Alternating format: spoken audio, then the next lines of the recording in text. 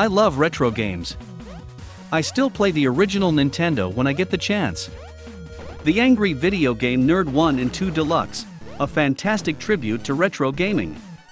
The Angry Video Game Nerd has made quite an impact on geek culture over the years.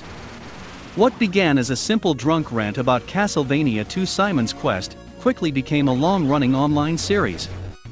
The online persona spawned over 180 episodes, a movie, and even opened the door for other projects by the creator James Rolfe. You can view more at the official Cinemassacre website. This collection is comprised of 2 equally long titles: The Angry Video Game Nerd Adventures and The Angry Video Game Nerd Adventures 2: Assimilation. Both games were developed by Freak Zone Games and published by Screenwave Media. Originally released on Steam, both titles have now received ports on Nintendo Switch.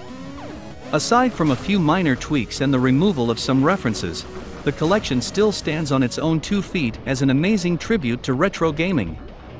Both games have gameplay based on the Mega Man series.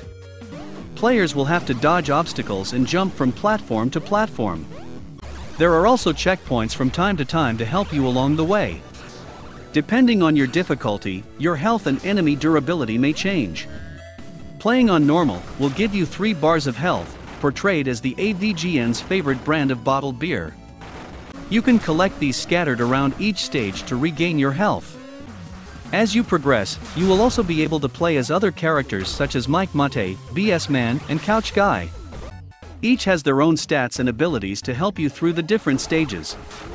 The first game features a Mega Man-styled stage selection screen. Each stage is themed after a classic game or genre. You can choose to play the stages in any order. Once you have finished all the available levels, you can challenge the final stage. The second game structure is more like Super Mario Bros. 3. Worlds are divided into different themes similar to the first game. However, each world has its own roadmap of stages that need to be completed. This time, there are only 5 worlds, but each world has 4 stages. Once again, you can tackle them in any order, and then proceed to unlock the final world. The game adds a few more gameplay mechanics to the mix, such as new power-ups and side-scrolling mechanics. You no longer have multiple characters to choose from.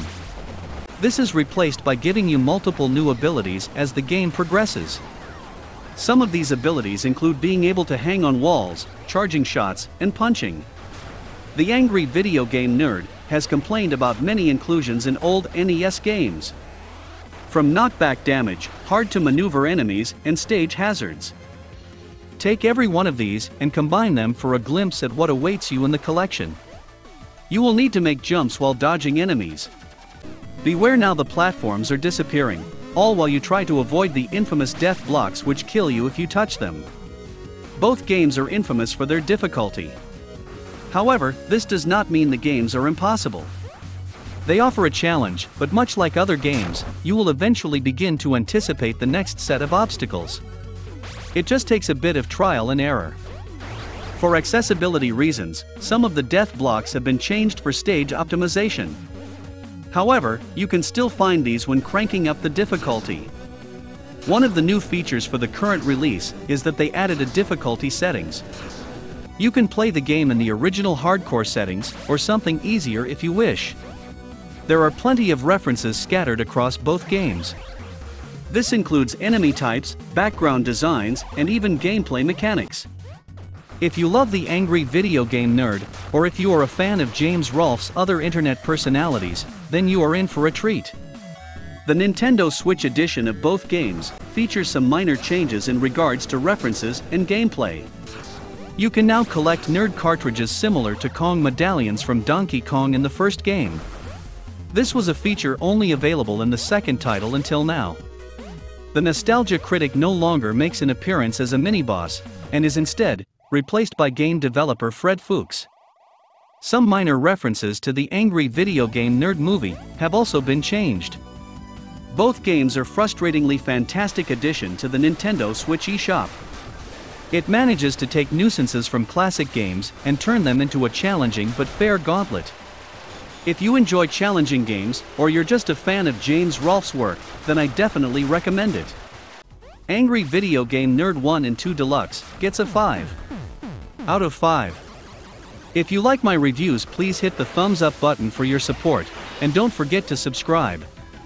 Have a great day.